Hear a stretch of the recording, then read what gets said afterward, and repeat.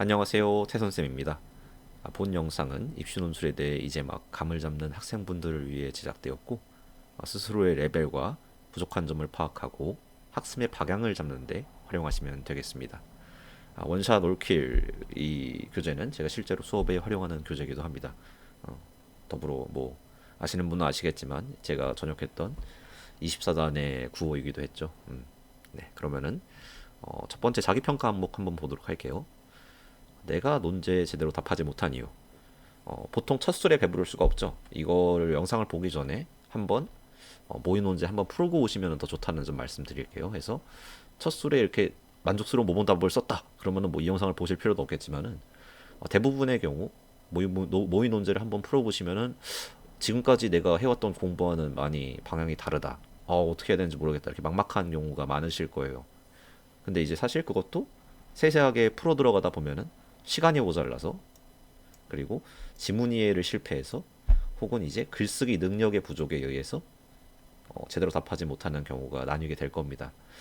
하나하나 한번 살펴볼게요. 시간이 모자랐다는 경우에 대해서는 지문 독해가 오래 걸리는 경우가 있습니다. 지문 독해가 오래 걸리는 경우는 또 두 가지로 나뉘는데, 첫 번째는 독해력이 원래 조금 부족했던 학생분들은 논술 이제 논제에 들어가는 제시문 같은 경우에는 평소에 그 언어 그 국어 영역 제시문보다 많이 난이도가 있는 제시문들이 나오는 경우가 많아서 그것 때문에 이제 오래 걸리는 경우가 있고요. 그리고 이제 아예 원래부터 이제 독해 능력이 조금 부족했던 학생들, 그 학생들은 국어 영역을 풀 때도 같은 문제가 있겠죠. 그래서 지문 독해가 오래 걸리는 경우가 있습니다. 솔직히 말씀드리면 후자의 경우에는 1년 정도의 기간을 두고 준비를 해도 독해 능력 자체를 향상시키는 것은 상당히 어렵습니다. 그래서 원래 국어 영역에서도 시간이 오래 걸리는 학생들 같은 경우에는 수능에 집중하는 게 나을 수도 있다라는 말씀을 한번 드리고요. 그런데 이제 그런 문제가 아니라 어, 논술에 대한해서만 이제 지문 독해가 오래 걸린 경우 같은 경우에는 이제 한번 거기에 익숙해지는 과정을 겪으면은 시간을 단축시킬 수가 있습니다. 그 과정에서 이제 어떻게 독해를 해야 되는지에 대한 독해 전략 같은 것도 이제 나중에 수업 때 말씀드릴 수가 있겠고요. 그래서 그런 경우에는 이제 6개월 정도의 준비 과정이 있으면은 충분히 극복 가능하다라고 말씀을 드리겠습니다. 많이 읽어보시면은 혼자서도 어느 정도 논술 제시문들은 보통 이렇게 나오는구나라고 이제 감이 잡히실 수도 있어요. 그리고 이제 답안이 머릿속에 있는데 적는데 오래 걸렸다. 이거 같은 경우에는 이제 글쓰기 능력의 부족에 대한 얘기죠. 시간이 모자란 것도 있지만은 이제 너무 이제 완벽주의를 추구하다 보면은 가장 적확한 단어, 가장 올바른 문장 이렇게 쓰려고 하다 보면은 이제 시간이 늘어질 수가 있는데, 이런 학생들 같은 경우에는 굉장히 전망이 밝습니다. 왜냐면 애시당초 글에 대한 어느 정도의 감각이 있고 거기에 대해서 본인이 쓰는 글이 딱 알맞게 들어가는 그 연습을 하면은 금방 좋은 답안을 작성할 수 있게 되기 때문에 거기에 대해서 도와드릴 수 있는 점들이 많을 겁니다. 뭐 제가 아니라 뭐 다른 선생님들도요. 그래서 뭐 그런 능력들 같은 경우에는 같이 수업을 하면서, 이런 학생들 같은 경우에는 짧게는 정말 이제 추석 때부터 잠깐 준비해서 3개월 정도, 이게 3개월에서 2개월 정도 준비를 해도 좋은 답안을 작성하는 데 이를 수가 있습니다. 예. 그래서 한번 이런 학생들 같은 경우에는 논술에 한번 집중을 해보는 게 좋겠다라고 말씀을 드리고요. 그리고 왜 시간이 모자란지 모르겠다라는 학생들도 있습니다. 이 경우에는 전반적으로 모의 논제를 한번 다시 풀어보는 거를 추천을 드릴게요. 왜냐면은 모의 논제를 이제 풀 때 솔직히 정신이 없어서 내가 지금 뭘 하고 있는지 모르겠고 어떻게든 정해진 자수를 채워야 되고 천자팔백사를 채워야 되니까 그렇게 막 이렇게 시간에 쫓기다가 계속 쓰다가 어떻게 해가지고 내기는 냈는데 내가 뭘 잘못했지? 이렇게 약간 혼란스러운 그런 케이스가 많을 거예요. 그러니까 한번 이번에는 그래도 감을 잡았으니까 두 번째는 내가 뭐가 어디서 내가 시간을 많이 쓰는지, 내가 어디에서 조금 버벅거리는지를 한번 확인하면서 다시 작성해 보면은 자기 평가하는데 더 도움이 될 겁니다. 네. 그리고 이제 뭐 지문 이해를 못했다. 이제 2번, 3번 같은 경우에는 사실은 이제 시간이 모자라는 것 같은 경우에는 이제 내가 시간을 더 주면 할 수도 있을 것 같은데 라는 맥락에서의 문제라고 한다면은, 2번 3번 같은 경우에는 나는 내가 잘했다고 생각했는데 알고 보니까 이게 오답이었네 라는 식으로 이제 결론이 가게 되는 거죠. 그래서 이제 지문 이해를 못하는 경우는 크게 두 가지가 있습니다. 논제를 잘못 이해한 경우, 제시문을 잘못 이해한 경우. 이 중에서 가장 아쉬운 게 이제 논제를 잘못 이해한 경우죠. 예, 논제를 잘못 이해했다. 뭐 국어 영역을 하다가도 이제 보면은 보기에서 다음 보기 중 뭐 틀린 것을 고르시오라고 했는데 틀린을 못 보고 이제 맞는 걸 골라버린다던가 이런 경우가 있죠. 그런데 이제 보통 논술 논제 같은 경우에는 우리가 생소했던 단어들이 등장하기 쉽습니다. 뭐 비판하시오 내지는 뭐 요약하시오 뭐 이런 식으로다가 논제가 이제 요약형, 비판형, 뭐 비교 분석형 뭐 여러 가지가 있는데 그런 것들을 우리가 이제 딱 파악을 해가지고 아 이건 이런 답을 쓰라는 거구나라고 알고 들어가면 좋은데 처음에는 이런 것들이 생소하다 보니까 제대로 답안을 작성하지 못할 수가 있습니다. 네, 그래서 이제 그런 것들은 사소한 교정을 통해서 충분히 익힐 수가 있는 부분이고요. 현재 대입 논술에서 나오는 논제 유형은 크게 5가지고 거기에서 벗어나는 것이 나온 것은 거의 손에 꼽습니다. 없다고 봐도 돼요. 예, 그래서 이것도 간단한 어떤 그 수업을 통해서 수정이 될 수 있는 부분이고요. 논제에 대한 이해는.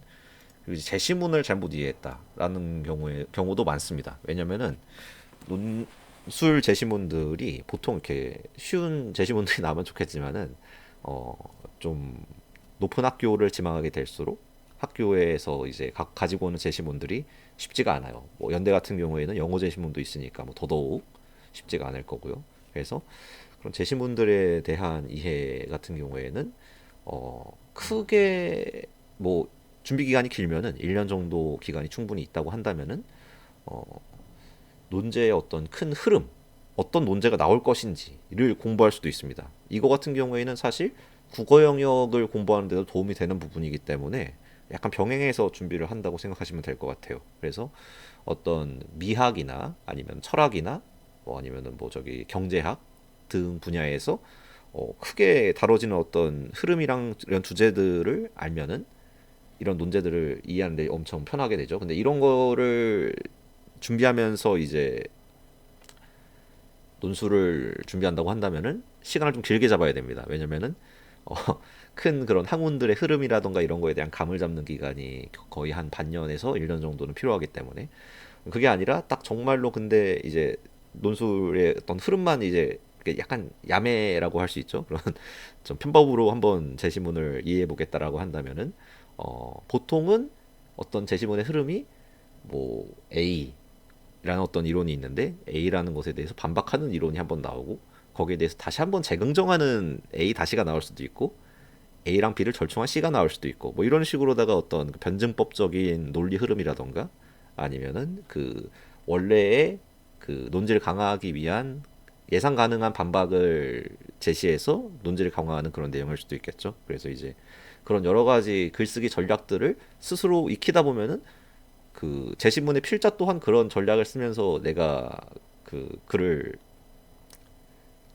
제시문의 필자도 그런 글을 그런 전략을 통해서 썼다는 것을 알 수 있을 겁니다. 네, 그래서 이제 그런 경우는 이제 또 내가 글에 능숙해지면서 남의 글도 더 잘 읽을 수 있게 되는 그런 형태로 극복을 할 수 있겠죠. 이런 과정 같은 경우에는 3개월에서 4개월 정도 집중적으로 준비하면 가능하겠습니다. 네.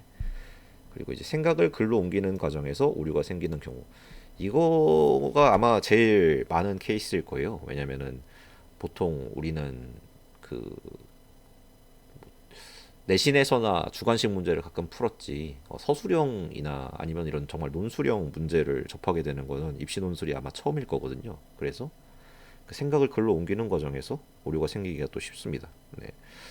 그래서 뭐 보통 어떤 오류가 많이 생기냐면은 결론에 도달하는 논리를 생각했다. 그 보통은 우리가 이제 답안지를 작성할 때 OMR 카드에 그냥 1번, 2번, 3번, 4번, 5번 중 하나만 틱 고르면 되잖아요. 그 중간에 있는 내용을 우리가 굳이 서술할 필요가 없잖아요. 그래서 논술 또한 이거는 A가 맞고 B가 틀리네. 그러면은 A가 맞다고 적으면 되겠다라고 하고 A가 맞다고 적어버리는 걸로 끝내는 경우가 많아요. 근데 그러면은 안 됩니다. 논술이라는 것은 이제 거기에 A가 정답이라는 것에 도달하기까지의 논리와 전개를 같이 평가하는 시험이기 때문에 그 논리 구조를 내가 다 갖추고 확실하게 적어줘야지 점수를 얻을 수 있습니다. 그래서 객관식 풀듯이 결론에 도달하는 논리를 생각하는 경우 이거 같은 경우에는 뭐 그냥 수업 한 번 하면은 아 이런 것도 같이 서술해야 되는구나, 이렇게 쓰면 되는구나 감 잡으면은 또 훌륭한 학생들은 금방금방 따라할 수 있습니다. 단어나 구절을 오사용하는 경우, 이거 같은 경우에는 이제 또 뭐 글쓰기를 많이 안 해봤으니까 생기는 문제겠죠. 그래서 뭐 속담이나 뭐 사자성어 뭐 이런 것까지 인용하는 것은 바라지도 않지만은 가끔 가끔 학생들 같은 경우에는 어, 논술에 적합하지 않은 단어를 또 쓰는 경우가 있습니다. 네, 뭐 요즘 유행하는 어떤 그런 말들이라던가 그런 말들이 너무 이제 생활 속에 깊게 박혀서 논술이라는 어떤 좀 그 형식적인 시험에서도 그 형식을 제대로 이제 담아내지 못하는 케이스인 거겠죠. 그래서 뭐 가끔 신박한 논리를 사용한다 뭐 이런 식으로 나가는 경우가 있는데, 신박하다는 국어사전에 등재되지 않은 단어인데도 네, 그렇게 쓰는 경우가 있고요. 네. 그리고 그밖에 많은 유행어들이 네, 이렇게 논제 답안지에 있는 것을 제가 많이 봅니다. 네, 그럴 때마다 이렇게 정정을 해주면은 금방 고칠 수 있습니다. 네, 그리고 대체할 단어들도 알려드리니까요. 네, 논제에 등장하는 그런 빈발하는 어휘들이 있어요. 그런 것들을 익히는 데는 뭐 마찬가지로 3, 4개월이면 충분하겠다라고 말씀드리겠습니다. 그리고 이제 중언부언했다. 중언부언하는 경우가 참 많습니다. 왜냐면은 자기가 지금 말하고 있는 논제가 제대로 전달되는지 확신이 없어요, 학생들이. 그래서 계속 똑같은 내용을 쓰는데, 그런데 이제 논제라는 것은 보통 제시문을 읽고 논제를 답하는데 글자 제한이 있잖아요. 글자 제한이 있는 시험인데 거기에서 같은 내용을 두 번 반복한다? 그러면 사실 들어갈 내용을 못 썼다는 얘기입니다. 네. 그래서 이제 같은 내용을 반복해서 서술하면은 분명히 그 논리 구조에서도 빈틈이 생길 수밖에 없고, 내지는 이제 네, 저기 아예 그냥 방향을 다르게 접근을 해서 네, 논제에 올바르게 답하는데 실패하는 경우가 많이 발생한다고 얘기할 수 있겠습니다. 이렇게 해서 뭐 이런 모든 문제를 극복해서 논제를 잘 작성했으면은 합격하겠죠? 그런데 사실은 그렇지 않습니다. 논제에 제대로 답했음에도 합격하지 못하는 경우들이 있어요. 네.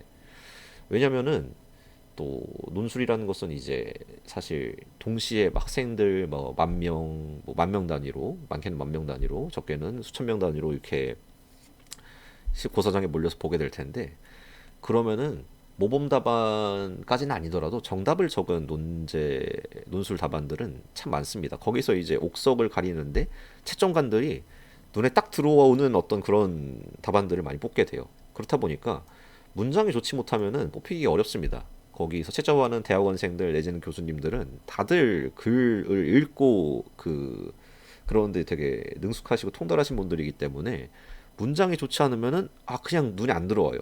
네. 그래서 뭐 비문을 쓴다던가 이러면은 뭐 사실 거의 좀 네, 특히나 이제 첫 번째 문단, 첫 번째 논제에서 비문을 쓴다 이러면은 너무 합격하기 어려워집니다. 네. 그리고 이제 그게 아니라 뭐 비문은 없지만은 너무 문장이 기본적이기만 하면은 눈에 들기는 또 어려워요. 네. 되게 그래서 이제 눈에 딱 임팩트 있게 들어올 수 있는 그런 어떤 문장들을 사용해 주는 게 좋습니다. 네. 그리고 뭐 그밖에는 뭐 디테일에 부족한 점도 있겠죠. 그리고 왜냐면 이제 원고지 사용법 같은 경우에도 우리가 잘 모르죠. 그래서 이제 원고지 사용법을 예를 들어 띄어쓰기를 뭐 어떻게 해야 되는지, 숫자는 한 칸에 몇 자 적을 수 있는지, 따옴표를 쓴 다음에는 띄어쓰기를 한 번 더 하는지 아니면 그 다음 칸에 바로 적는지 뭐 이런 것들을 모를 수 있습니다. 네. 그래서 이제 그런 것들을 조금 더 하면은 디테일을 채워주면은 합격에 다가가기 쉽겠죠. 합격에 좀 더 가까워지겠죠.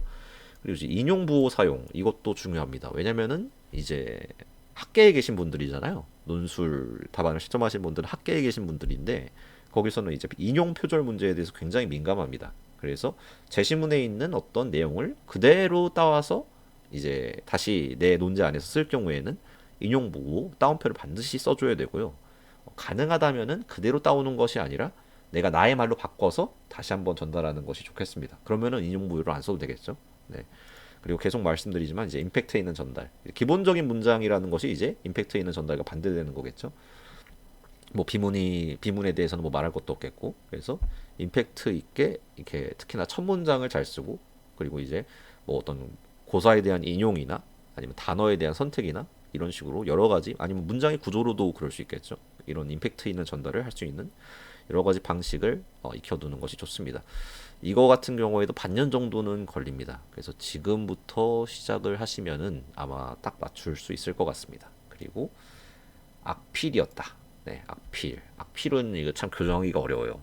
저도 실은 악필입니다. 제 수업을 듣는 학생들도 가끔은 이제 제가 정정해 준 거를 들고 와서 선생님 이거 뭐라고 쓰신 거예요? 라고 물어보는 경우가 있는데 참 그럴 때마다 저도 부끄럽습니다. 그런데 제가 이제 오랜 기간 학생들 가르치면서 보면은 어 그냥 글씨를 잘 쓰는 학생이 확실히 더 잘 붙는 것 같아요. 그래가지고 이거 같은 경우에는 좀 네, 한번 단기간에 교정이 가능하면은 뭐 펜글씨 교본 뭐 이런 거라도 하나 사셔서 연습을 하시기를 추천드립니다. 네. 당장 고칠 수 있는 것들은 무엇이 있을까요? 네. 제가 뭐 지금은 이제 입문 수업이니까 제가 디테일한 스킬들을 알려드리기는 어렵고 당장 고칠 수 있는 것들을 알려드리면은 논제를 이해하고 제시문을 읽으라는 이제 말씀을 드리고 싶습니다. 이게 제시문 뭐 학교마다 다른데 논제가 먼저 나오고 제시문이 나오는 경우도 있고 제시문이 먼저 나오고 논제가 나오는 경우도 있어요. 그런데 일단 논제를 먼저 읽는 것이 좋습니다. 그래야지 이제 제시문이 어떻게 전개가 될지도 내가 상상을 할 수 있고 그리고 제시문을 읽으면서도 내가 논제에 어떻게 답할지를 생각할 수가 있어요. 네. 그래서 논제를 먼저 이해를 하고 제시문을 읽는 것을 추천드린다. 네. 그리고 이제 검정색 플러스 펜. 네. 검정색 플러스 펜이 이게 생각보다 글씨를 못 쓰는 학생도 당장 검정색 플러스 펜으로 써보면은 가독성이 좀 좋은 글씨가 됩니다. 네. 그래서 검정색 플러스 펜을 한번 사용해서 쓰는 연습을 하기를 추천을 드리겠습니다. 뭐 사실은 뭐 본인이 익숙한 필기구가 있고 그게 그 해당 대학의 논술고사에서 허용이 되는 필기구라고 한다면은 그거를 쓰는 게 제일 좋겠죠. 그리고 이제 단기간에 고칠 수 있는 것들은 이제 아까 처음에 말씀드렸던 논리 전개 방식을 유형별로 숙달한다. 논리 전개 방식을 유형별로 숙달을 하면은 아까 말씀드렸던 이제 논제를 이해하지 못했다라는 문제를 바로 고칠 수 있고요. 네. 그리고 우리가 독해하는데도 시간을 훨씬 아낄 수가 있을 겁니다. 네. 그리고 생각을 하는 시간도 훨씬 줄어들겠죠. 내가 내 머릿속에 있는 생각을 글로 옮기는데도 딱 이런 패턴들이 있다는 걸 알고 있으면은 훨씬 더 시간을 절약할 수 있을 겁니다. 그리고 임팩트 있는 서술을 활용한다. 네. 뭐 임팩트 있는 서술, 네. 2x2 렌즈식 구조, 뭐 그 밖에도 여러 가지 있습니다만은 이거 두 가지는 이제 제가 단기 코스에서는 가르쳐 드리고요. 네. 다른 임팩트 있는 서술 같은 경우에는 조금 더 긴 과정에서 다룰 수 있겠습니다. 패러프레이징을 숙달한다. 같은 말 다르게 하기. 네, 이거는 되게 뭐 나중에 뭐 편입 미국 대학 편입이나 뭐 저기 미국 대학 입시 같은 데를 할 때도 거기서도 이제 에세이를 많이 보는데 패러프레이징이 굉장히 중요한 능력으로 이제 인정받습니다. 이래야지 그 아까 말씀드렸던 표절 인용 부호 뭐 이런 문제에서 좀 자유로울 수 있고 훨씬 더 글이 풍부해지는 느낌이 납니다. 실제로도 풍부해지고요. 네. 네, 그래서 오늘 여기까지 네, 첫 번째 그 논술 길라잡이 감잡기를 한번 진행해 봤습니다. 네, 여러분도 뭐 아직은 뭐 시간이 많이 남았으니까 그렇게 조급한 학생들은 없겠지만 막상 이제 닥치게 되면은 참 준비할 게 많다고 느끼게 될 거예요. 네, 그 과정에서 항상 또 건승하시고 네, 또 수능 준비랑 이게 병행하시면서 논술 공부까지 하시면 많이 힘드시겠지만은 그래도 딱 1년 열심히 하면 되는 거니까요. 네. 늘 화이팅입니다. 네. 이상 태선쌤이었습니다.